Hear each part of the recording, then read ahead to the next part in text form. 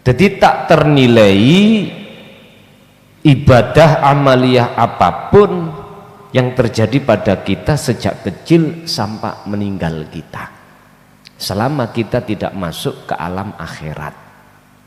Berarti kita membaca basmalah hanya di lisan saja.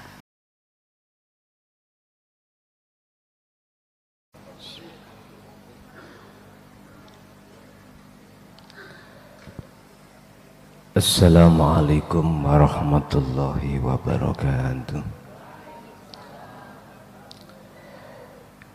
Ila hadratin Nabil Mustafa Rasulillahi sallallahu alaihi wasallam wa ala alihi wa azwajihi wa dzurriyyatihi wa qurabatihi wa ahli baitihi wa ashabil kiram wa ila jami'il anbiya wal mursalin wal awliya was syuhada was salihin wattabi'ina tabi'ina salihina ila yaumiddin wa ila abaina wa ummatina wa azdatina wa masyayikhina wa aulatina wa azwazina wa dzurriyyatina wa ahli baitina wa jami'i man ta'allama fi hadzal kitab wa man tabi'ana fid dini wad dunya wal akhirah lahumul fatihah.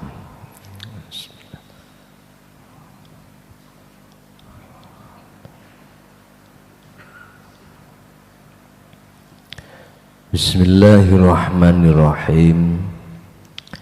Alhamdulillahilladzi yutahhiru nafsaka min kulli rijsim fi hadzal masa.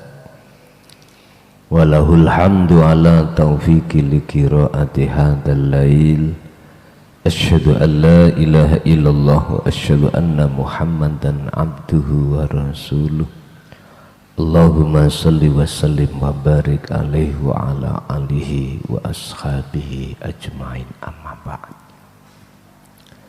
Sering kali kita mendengarkan tentang masalah diperintahkannya kita membaca basmalah sebelum melakukan sesuatu hal. Cuman banyak sekali yang hanya mengerti tentang bacaan dan tidak mengerti maksud di dalam bacaan. Bapak Ibu, sudah menjadi kebiasaan kita sebagai golongan golongan orang-orang umum, ketika membaca basmalah kita itu cuman mengenal namanya saja, sehingga tidak bisa tahu dan mengenal mausuf di dalam sifat Rahman dan Rahim. Sehingga ya dapatnya ya cuman baca saja. Itulah yang dimaksud golongan orang-orang ketika saat di dunia, lebih-lebih di akhirat hanya mendapatkan Ar-Rahman,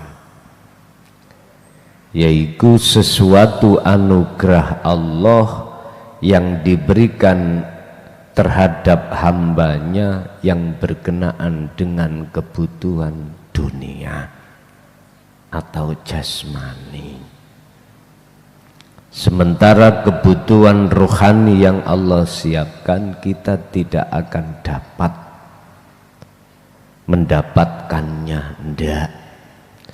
Karena persoalannya kita itu hanya membaca basmalah cukup di lisan, sedangkan dalam hati kita gak paham. Oleh sebab itu, dalam materi pada malam hari ini kita akan membahas tentang bagaimana cara menerapkan basmalah ini di dalam kehidupan sehari-hari, sehingga secara kebutuhan jasmani itu Allah berikan, juga kebutuhan rohani makrifat pada Allah itu terjadi. Piye carane, bagaimana caranya bismillah ini terjadi di dalam kehidupan sehari-hari. Qala musannifu rahimahullah, faslun utawi ikilah fasol iku kaifiyatu tadbiki bismillahirrahmanirrahim, cara nerapake bismillahirrahmanirrahim fil hayatil yaumiyati ing dalam kehidupan sehari-hari. Wa nahnu lan utawi kita iku na'lamu ngerteni sapa kita, ngerteni anna wara'a sifatir rahmanir rahim, ing sak temene di belakang sifat rahman rahim iku laisa, ora ana apa sifat iku isman, cuman nama. Tidak. Kita tahu bahwasanya di balik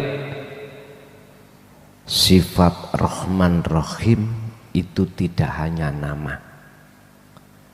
Bacanya kan Bismillah, langat ya,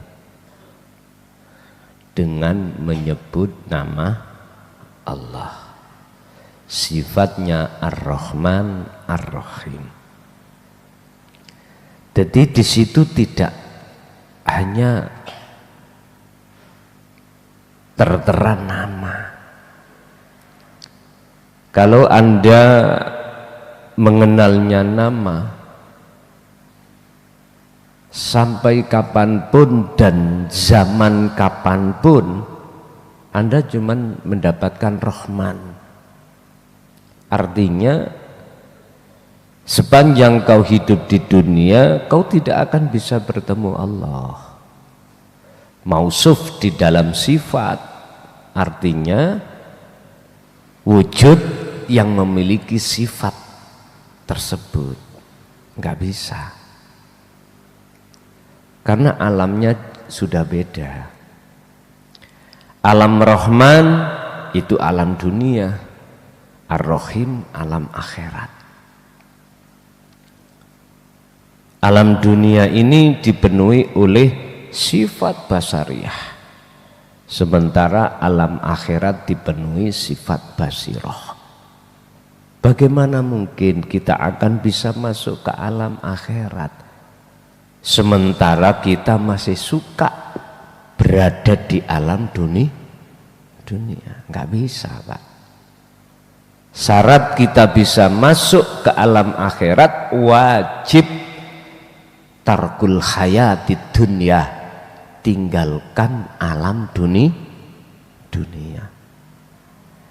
Rasulullah ingin ketemu Allah di Sidratul Muntaha, wajib beliau melakukan satu perjalanan mi'raj, meninggalkan alam dunia.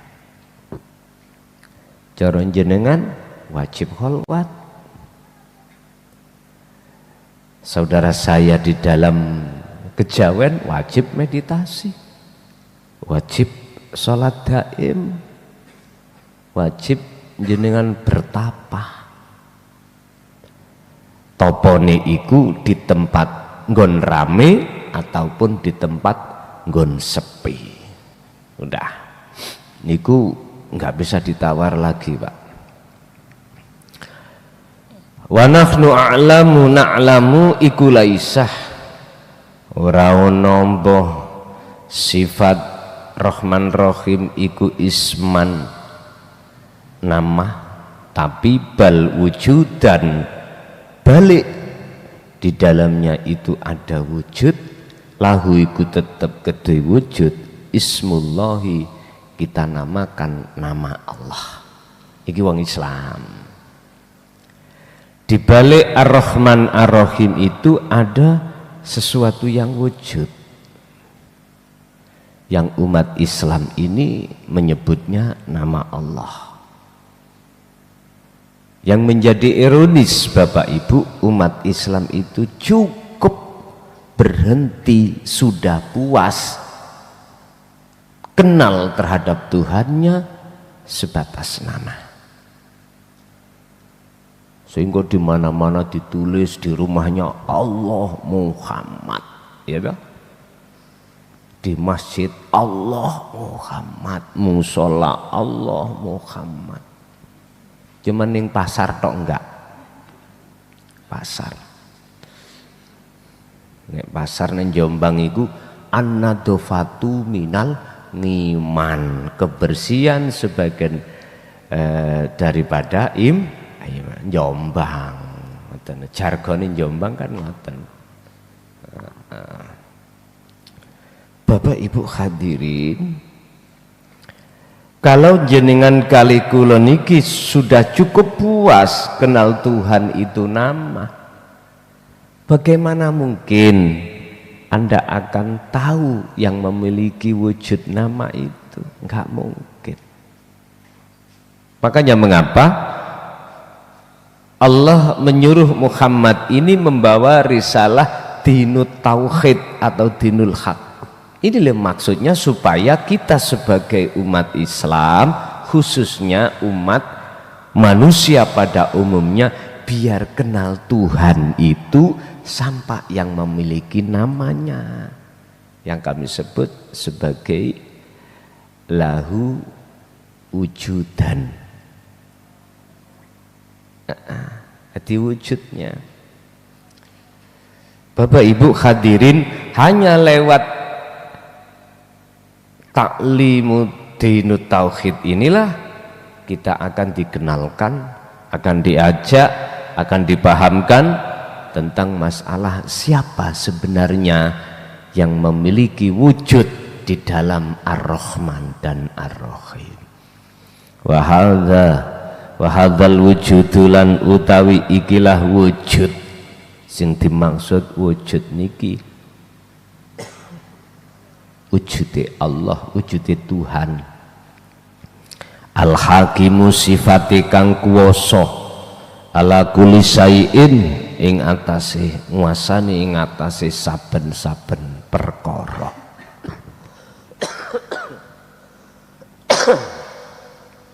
Yang dimaksud wujud di sini adalah sesuatu yang menguasai di dalam segala hal makhluk apapun. Qala dawuh sapa Allahu Gusti Allah fi suratil Baqarah ing dalam surat Baqarah al-ayatah ayat 115 surat Al-Baqarah. Walillahil masyriqu wal maghrib, walillahi laniku tetap kedue Allah. Maksudnya wujud, bukan isim nama. Walillahi laniku tetap kedue wujud sejatine Allah. Al-masyriqu utawi dat kang nguasai makhluk alam etan, berarti jagat wetan, jagat timur. Wal maghrib lan dat kang nguasai jagat kulon. Fa ainama utawi ing dalem dine panggonan tuwallu madhep sapa sira kabeh ya fathamma mongko iku wajhullahi ning ngarep panjenengan. Dialah zat wujud Allah itu yang menguasai segala makhluk, baik makhluk yang ada di jagat timur maupun jagat barat. Kok utara enggak, selatan enggak? Mengapa harus timur? Mengapa harus barat? Ngeten Pak maksudnya. Berkenaan dengan tulu usamsi wa ghurubuhu,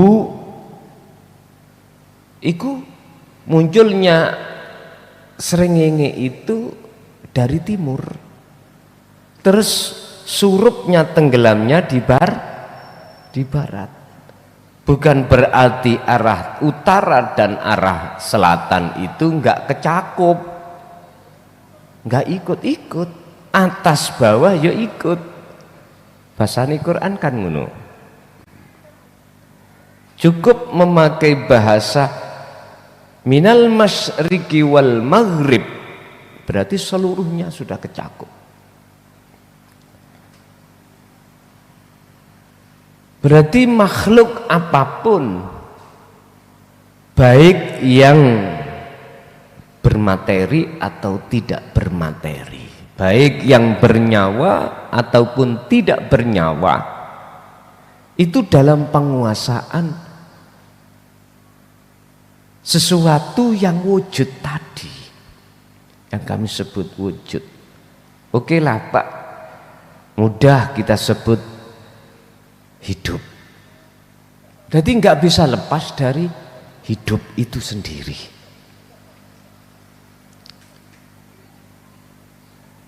Artinya iman kita kalau belum sampai pada pengajaran pengesaan Allah, kita akan melibatkan selain wujudnya Allah dalam hal penguasaannya. Contoh, pagi matahari bersinar, yang tadinya itu malam terasa gelap ketika pagi munculnya matahari terasa terang. Iman sampean, iman kita jatuhnya terangnya karena matahari. Nggak bisa hati ini memandang hidup, nggak bisa, karena jatuhnya iman kita masih belontang-belontang Pak, belum bisa mengesahkan Allah. Sehingga apa yang di mulut kita ucapkan matahari sama dengan apa iman di dalam hati adalah matahari seongkok makhluk. Bapak Ibu, namanya terang, padang, ini makhluk yang berkuasa di dalam terang dan padang itu hidup. Yang namanya cahaya itu makhluk. Perkara di dalam cahaya itu cuman hidup. Perkara di matahari ini makhluk. Dan perkara yang di dalam dan di luar matahari itulah wujud, hidup. Dan itu sangat nyata Bapak Ibu. Dan itu tidak ada yang bisa menghijabi. Atas nyata kewujudannya nggak bisa. Oleh karena kita itu sebagai manusia masih merasa ada, inilah persoalan yang rumit yang menjadikan hati kita tertutupi oleh adanya kita sendiri. Padahal adanya kita bukan adanya kita makhluk, tapi adanya kita adalah adanya kita Allah. Ya sekali-kali dikai tantangan sing rada antep dedek. Bapak Ibu hadirin rahimakumullah, dimanapun kau mengarah, fa aina ma tuwallu fa thamma wajhullah. Di depanmu itu ada wajah Allah. Bagaimana mungkin kau katakan Allah gaib?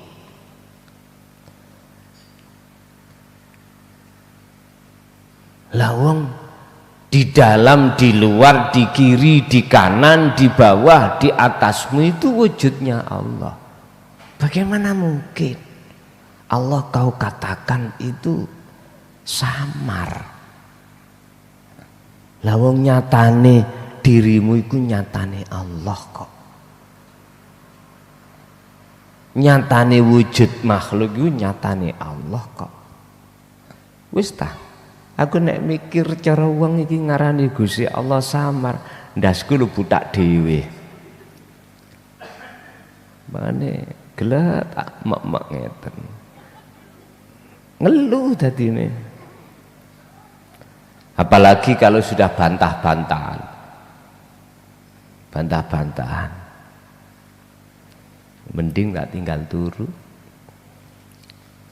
Tak kau ndas elu. Weteng anas. Wis terusno dhewe. Minggu jange mancing gak sida mancing. Sakno ya an kanca-kanca. Arek cilik-cilik iku wis nagih terus.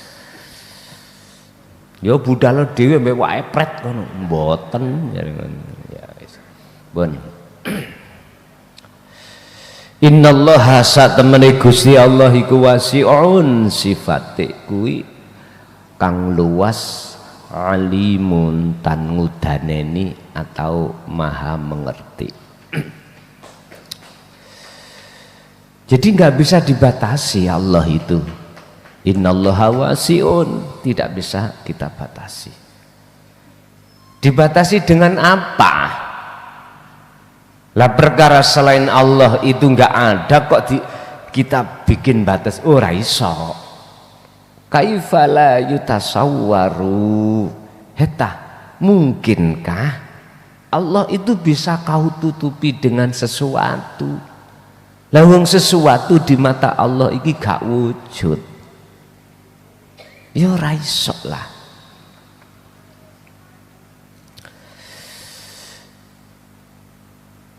Wal khasiru utawi wong sing rugi. Wis. Cuman tak eling tok jenengan iki ning donya iki mung oleh rahmani engko akibate piye, sekedar tak ingatkan aja. Jikalau Anda percaya monggo, raya rapopo. Wal khasiru tawi kang sing diarani wong sing rugi, wa utawi khasir iku alladzi wong la yakhsulu kang ora hasil, artine nihil, lahu kedue khosir illa sifatur rahman, kecuali mung oleh sifat rahman.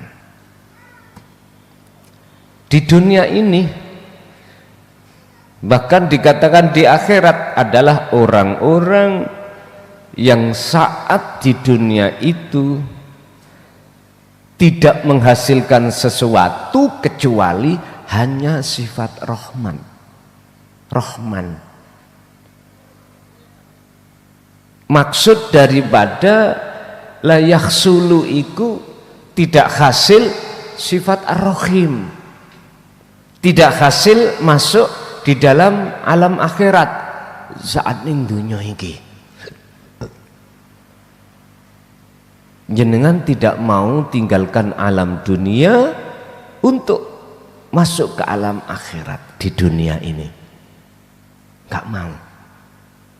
Akhirnya dikatakan la yakhsulu illar rahman, kau hanya mendapatkan rahman, yaitu kebutuhan jasmani.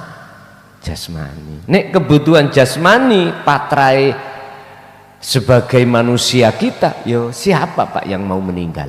Enggak mau. Sifatin ning dunya iki ya yes enak-enak ambek perkara kebutuhan tuh dunya. Pingin sehat terus, pingin ekonomi ini apik terus, pingin garwane apik-apik terus, pingin apapun jaluknya bagus-bagus terus. Tapi dia sadar atau tidak sadar, semua itu wajib kau tinggalkan.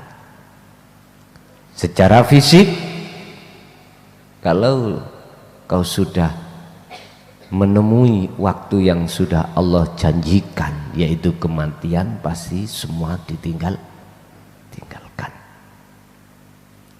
Pengikut yang ribuan kau pasti tinggalkan, dan mereka tidak bisa menolong sedikit pun padamu. Istri-istrimu, anak-anakmu, harta-hartamu, jabatanmu, kemana larinya semuanya itu? Ini yang kumaksud orang yang merugi. Orang yang merugi adalah orang saat di dunia hanya mendapatkan Ar-Rahman, sementara Ar-Rahim dia jauh. Orang yang hatinya masih tetap suka berada di alam dunia, tidak mau masuk ke alam akhirat. Wal qalbu, dan hati yang seperti ini Bapak Ibu daiman halilanggeng. Wal qalbulan utawi ati sing seperti ini maksudnya daiman halilanggeng iku muta'alliqun, mesti gumantung, bergantung apa ati bi ghairil maujudi, kelawan sakliyane perkara sing wujud yaiku Allah.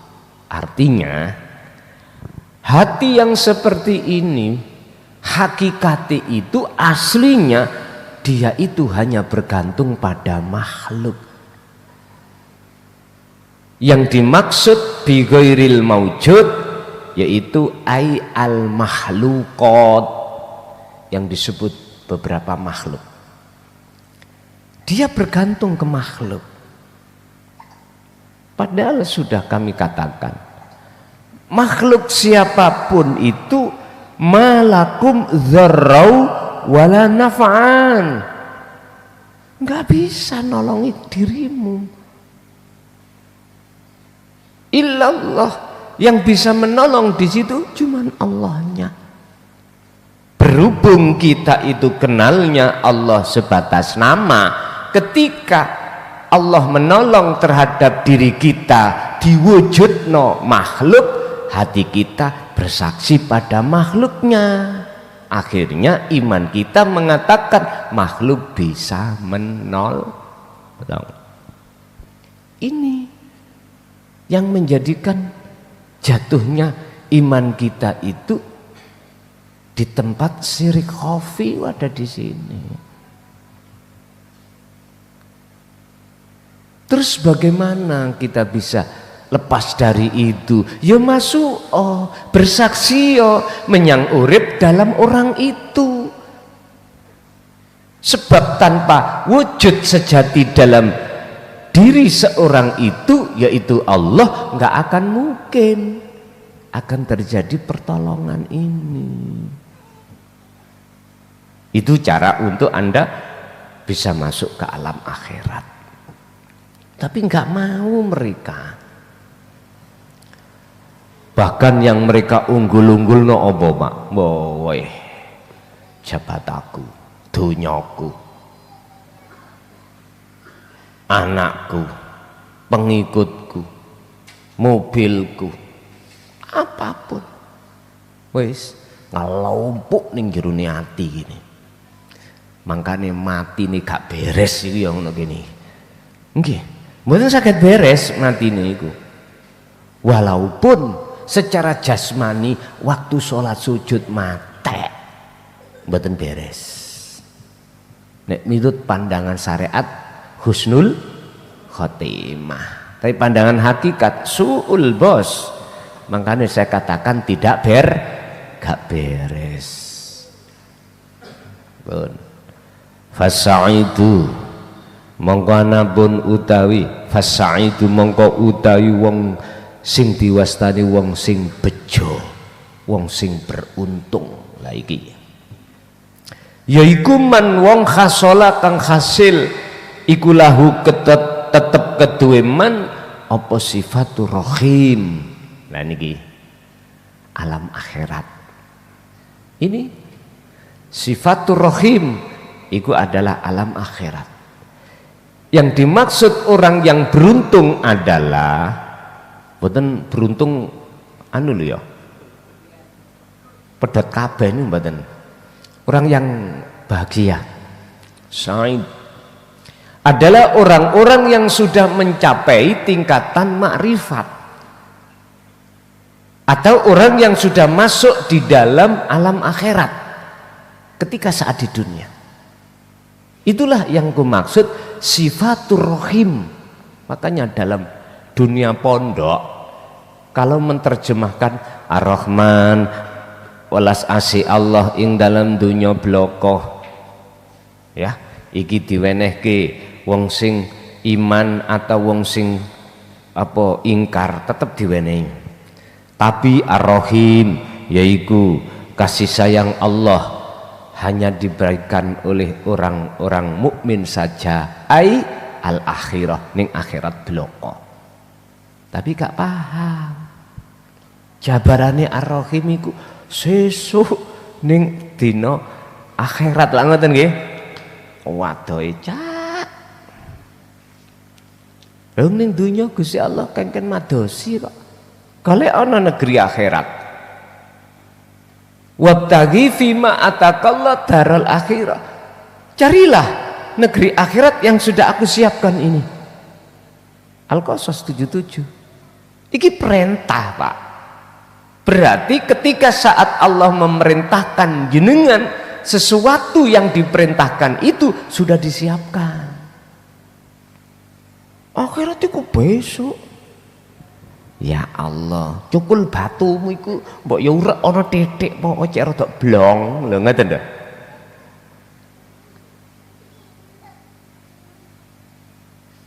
Kita dulu itu pahamane alam akhirat sesuk, Pak. Untuk mencarinya kita itu di dunia harus wa amilus sholihah, berbuat yang bagus-bagus. Loh, ini loh di luar alam dunia, alam abstrak. Itu urusannya dengan ruhaniyah, bukan jasmaniyah, bos. Lah fahaman kita dulu jasmaniyah. Ya udah, memang takerane kita kelasnya kelas, yes kelas mbek, apa kelas TK, kelas AM.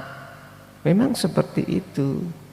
Biar tidak menjadi kelas am, dipahamkanlah tentang ajaran tauhid.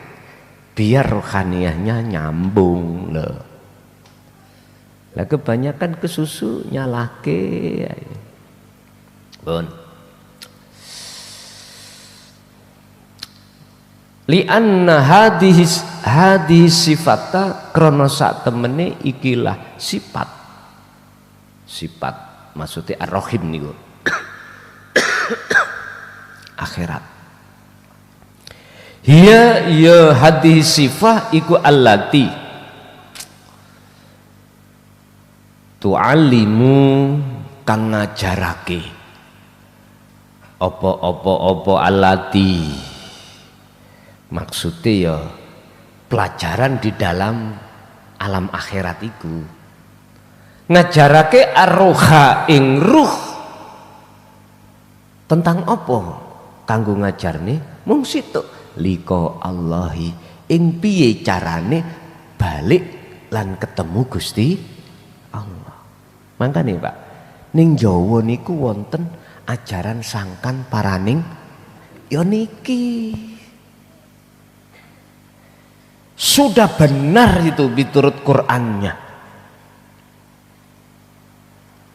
Berhubung kita belum mengenal tentang isi di dalam innalillahi wa inna ilaihi rajiun atau sangkan paraning dumadi, kita kenalnya itu kulitnya saja, mesti kita mengatakan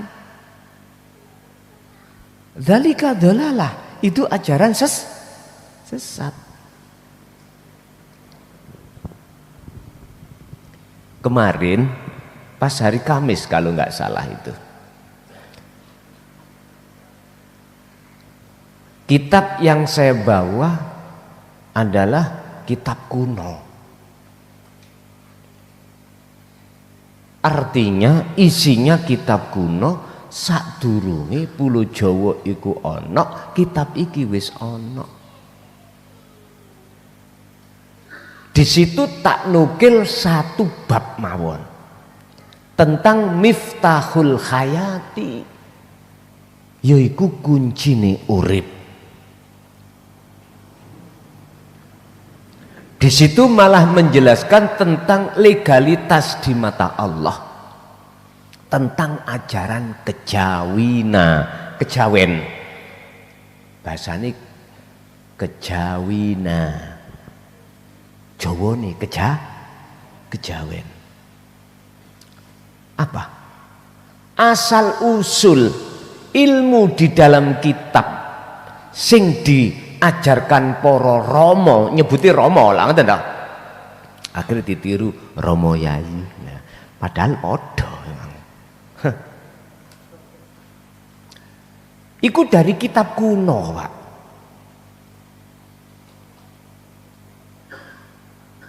Sing tak maksud kitab kuno, kitab sing murni khusus wahyu-wahyu tentang dinul haq, dinul tauhid. Bahasa Qur'annya, bahasa Islamnya, ikulah Al-Qur'anul Qadim. Lah kita pahami lewat bayang-bayangi Al-Qur'anul Qadim yang disebut Al-Qur'anul Karim wis kemelawelet. Tahu kemelelet? Melinti. Ya tak kok asli ini yang mana gitu loh. Dulu sampean waktu zaman mungkin SD sampean kalih kula atau madrasah gitu. Kita nek ketemu pelajaran nih kalau Pak, ilmu kesenian kalau lak wonten blat-blatan no, iling amen. Jadi ono kertas kosong ning kene iku ono gambar diblat. Paham nggih? Berarti pelaku ning jenengan ya lho. Memangnya persis, tapi disitulah perbedaan antara asli dan duplikat. Ayo arahnya kemana itu? Makanya jenengan akan mengerti isi aslinya wahyu Allah maqasidul aqdam lewat Al-Qur'anul Karim iki. Ya kudu belajar tauhid baru ngerti. Contoh, Nabi Ibrahim berdoa pada Allah, ya Allah, jadikanlah negaraku ini aman. Maksudnya kan negara Mekah. Iku syariat itu. Tapi asli negara pundi? Ya negara ati sampean iku. Aman saka dene apa? Aman dari apa? Dari pengaruh takfiru hayatat dunia.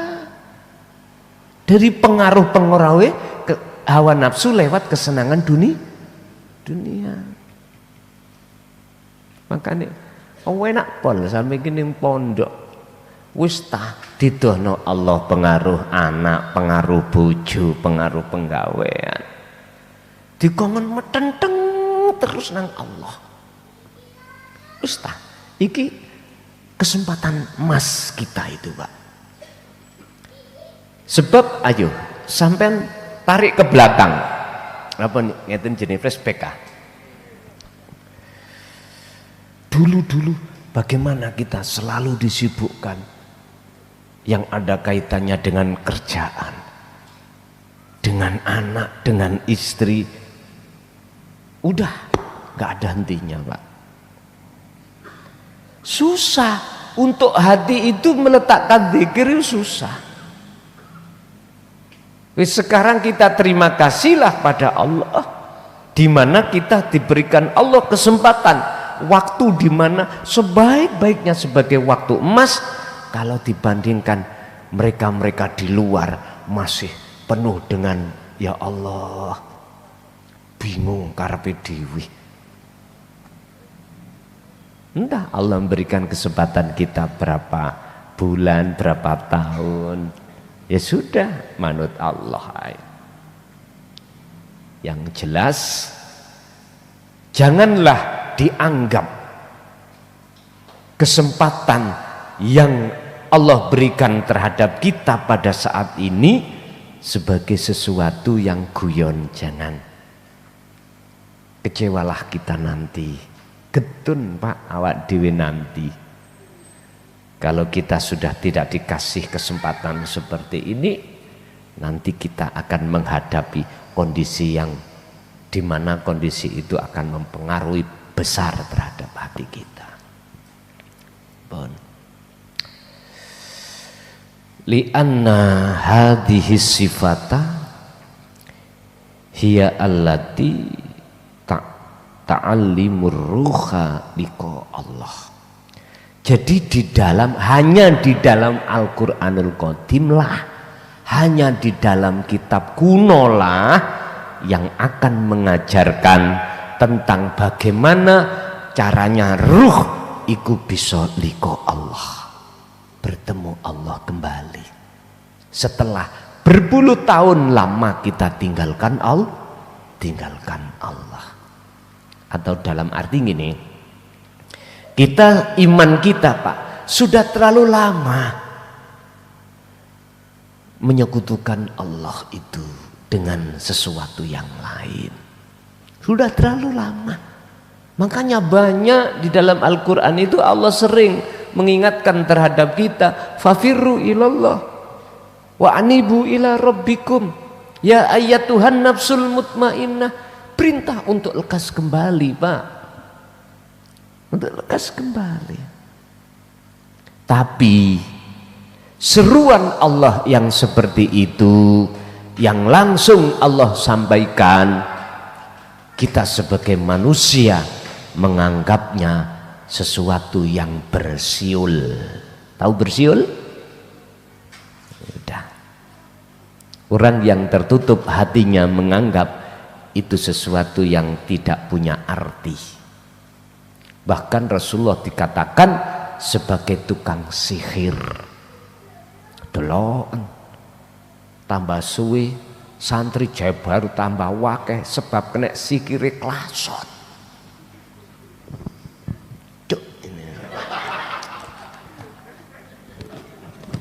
Dan terus piye?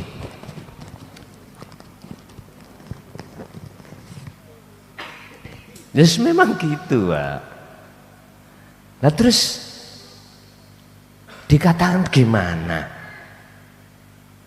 Terus memang takerane ada di situ iman ini. Imannya seperti itu. Saya sendiri juga begitu.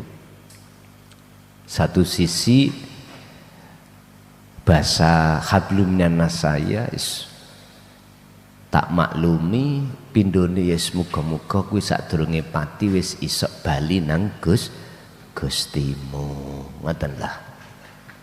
Dadi wong Jawa iku dhisik yang mengikuti aliran kejawen sing jargonnya itu adalah sangkan paraning dumadi.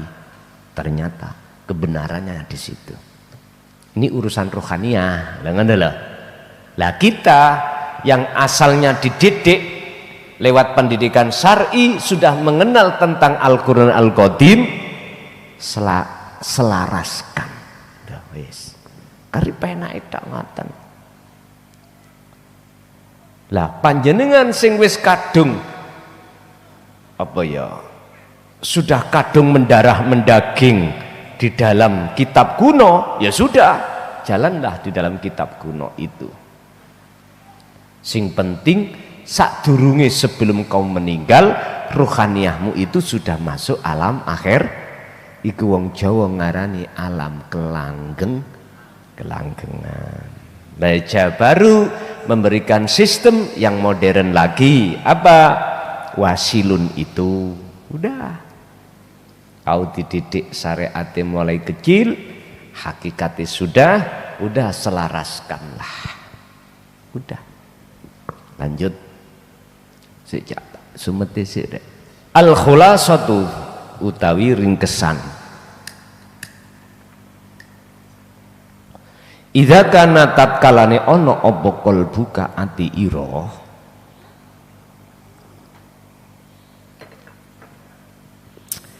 inda qiraatil basmalati ing dalem tatkalane maca bismillah,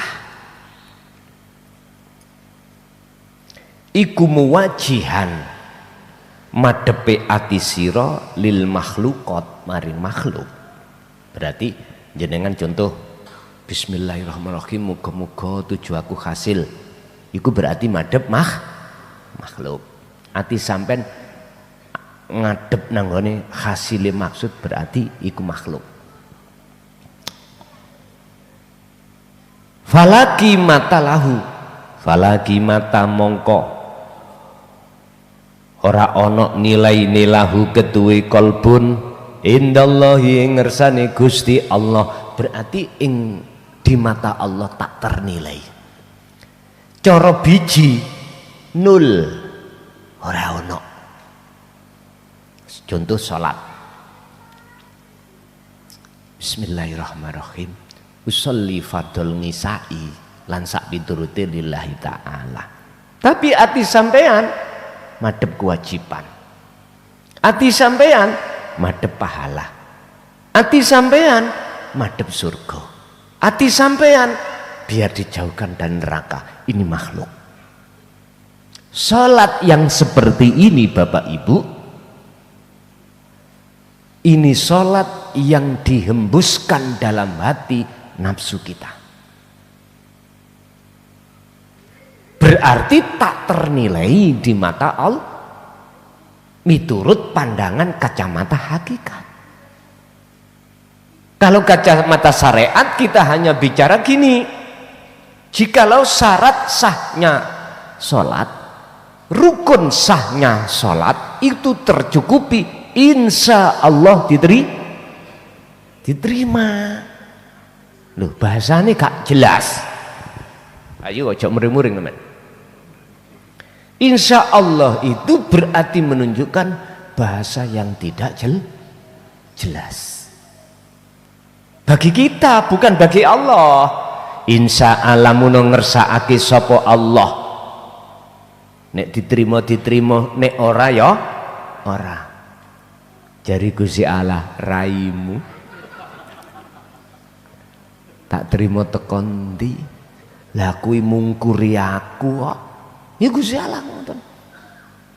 Ya bunayya la tusrik billahi syai', inna syirka la zulmun azim. Jelas toh? Syirik apapun, luwih-luwih syirik khafi, gak iso pak diterima. Mungkin kita buka Ihya, di situ ada kisah pernyataan bahwasanya Imam Ghazali dapat rahmat itu bukan sholat karena sholatnya, zakat, puasa, hajinya mung gara-gara mengejarkan, membiarkan si lalat minum mangsi di baknya. Oke, perkara sepele ta. Tapi pun disimpulno salate beliau gak diterima, ojo ngono, Pak. barometer itu madhep nang sapa lho, ngoten lho. Udah, sekarang Imam Ghazali kan tergolong mungguh umat manusia orang bagus, ya toh. Oke, kita ambil 21. Wanita nakal. Ya. Berapa hari, berapa tahun, berapa bulan dia kerjanya itu melayani lelaki hidung belang. Tapi mengapa dia dapat rahmat? Sepele. Hanya gegara ketika dia mau minum, mengambil air, ada seekor anjing itu yang juga kehausan. Dia mendahulukan anjing itu daripada dirinya sendiri. Ambillah sepatu untuk ngambil air, dikasihkan anjing. Pak, hewan yang paling setia itu adalah anjing pada tuannya. Iki duduk anjing sing gila lo ya. Anjing sing bener-bener anjing, dia itu pol setianya terhadap majikannya. Nyawa pun diberi. Karena apa? Dia tahu, dia yang kasih makan, dia yang kasih fasilitas. Ini anjing. Lebih baik mana anjing dengan kita? Ya, kita yang melayani, kita Allah. Semua apa yang kita butuhkan Allah siapkan itu. Bahkan urusan bernafas. Ya Allah ya Karim, manusia itu ulaika kal an'am balhum adol. Berarti masih mending anjing. Anjing satu sisi sifatnya adalah paling setia terhadap majikannya. Gak mungkin anjing itu sudah tahu si A yang kasih makan tiap hari, dia setia pada si B. Gak mungkin, tetangganya atau orang lain. Anjing aja tahu siapa masuk di rumahnya itu orang asing, dia tahu Pak. Itu anjing. Dia pasti terekam itu. Karena instingnya dia itu orang lain yang masuk di wilayahnya dianggapnya maling atau orang yang jahat. Anjing Pak ini. Nyawa pun dikasihkan Pak. Kemanapun majikannya inginnya dia ingin ikut ayo. Nyun sewu, sampean ngerti kuda nih ya. Sik kalah. Kadang-kadang ya dipencak. Nyun sewu, kula ping 3 dhisik niku dirutuhno wis gregeten wis. Jamane sapa biyen niku? Pecok ayo. Pecok rambutan dhewe ngoten. Sebenarnya ada 4 dulu itu, Pak. Ada 4, putih 2, terus merah sama hitam niku. Lah sing delodok dhewe iku laskar iku. Laskar iku sing ngerutun ping 3 lho. Masyaallah ngoten. Ya untung ae jare wong Jawa balung kula ni mboten retak. Ngoten, pun. Kuda. Cuman kelemahannya dari si anjing itu, dari si syariat loh ya, itu kan termasuk hewan yang mempunyai najis mughaladzah. Kok umpama Mbak secara syariat itu tidak ada itu, tak ingoni anjing kabeh gini nggih, kok tidak ada pertimbangan hukum syariat karena setia banget niku. Daripada kucing masih setia anjing. Kucing itu nek mboten sampean biri po, nek bengi golek wedokan. Iya, golek wedokan. Jadi tak ternilai ibadah amaliyah apapun yang terjadi pada kita sejak kecil sampai meninggal kita, selama kita tidak masuk ke alam akhirat. Berarti kita membaca basmalah hanya di lisan saja, di hati nggak bisa. Wa idza kana lantat kalane ono apa qalbu kanti iroh iku mutawajjihan madhep ilal maujudi maring perkara sing wujud. Inilah Pak yang ku maksud masuk di alam akhirat niki, berarti ketemu Gusti Allah. Fahuwa mongko utawi ati yang seperti ini iki qayyimun indallah, iku qayyimun ternilai indallahi ing ngersane Allah apa a'maluhu piro-piro amaliyai si wong mang. Artinya sekecil amaliyah apapun, manakala hatimu menghadap kepada sang wujud, itu pasti ternilai sebagai amalan solihan makbulan. Itulah amal yang diterima. Sampai ahli tasawuf itu mengeluarkan satu kalimat ngeten, tafakkur sesaat iku luwih bagus katimbang 70.000 tahun kau sholat. Saya coba ngenen. Sing dimaksud tafakur di sini adalah ketemune dirimu terhadap diri sejatimu. Ya urip iku sing tak maksud, wujude Allah. Ya niku makrifat.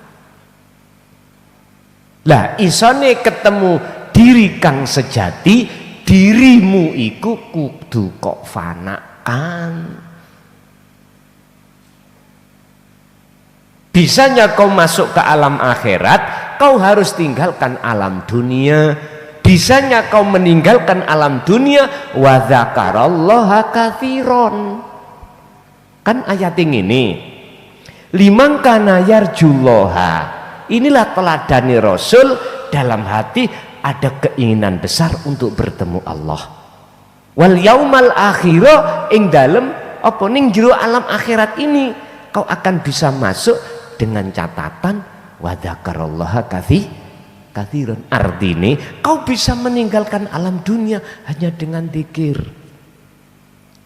Zikir yang kumaksud di sini adalah kesadaran dalam hati lewat pangrasa yang sejatine dirimu makhluk itu la maujudan titik wis. Kalau iku wis mancep ning ati sampean disebut kefanaan diri, ya niku akan muncul wujud nyoto kang sejati, yaiku Allah Subhanahu wa ta'ala. Ini nek sik kurang cetha ya mbuh. Ayo golek ana keterangan ngene zaman sampean sadurunge tahun 2014 terhadap para romo, para masayih sing jelase koyo ngene angel. Karena saya sendiri ngalami koyo ngoten, Pak. Wis lah untung sampean urip di zaman sekarang itu. Ilmu itu dibuka sak gampang-gampange. Cuman nyun sewu lho ya. Prinsip wong biyen. Oleh karena carinya angel, dia akan memegangnya itu kuat. Lah sekarang carine gampang. Hehe. Buai yo gampang. Ojo sembrono. Mestinya dengan mudahnya sesuatu yang kita dapatkan, kita harus juga memegang dengan teguh. Faqadis tamsaka bil urwatil wuthqah, pegang teguh. Jangan bedakan dengan zaman dulu. Zaman dulu memang Pak, prinsipe oleh karena carinya angel, dia ketika menemukan diman-man. Ngerti diman-man? Apa bahasa Indonesia diman-man itu? Hah? Di hati. Iya di hati-hati Pak. Sampai nggak wani ngomong nang jopo. Digecoki rapet. Sekarang sudah Allah berikan seluas-luasnya dalam pengetahuan tentang ilmu ini. Maksudnya kalau sudah ketemu ya wis gecok ono rapet, ngeten dah. Bentuknya kita megang rapet, yaitu tadi wa dzakarallaha katsira. Ingat, kita setiap saat dan setiap detik nafsu itu akan nyiprati perkara dunya dalam hati. Apa nyiprati? Membisikkan apa di dalam hati tentang najisi hati. Makanya Gusti Allah berkata, fasabbihu bukratan wa asila. Sucikan selalu, baik siang maupun malam, dengan cara berzikirlah, dzikron katsiron. Al-Fatihah.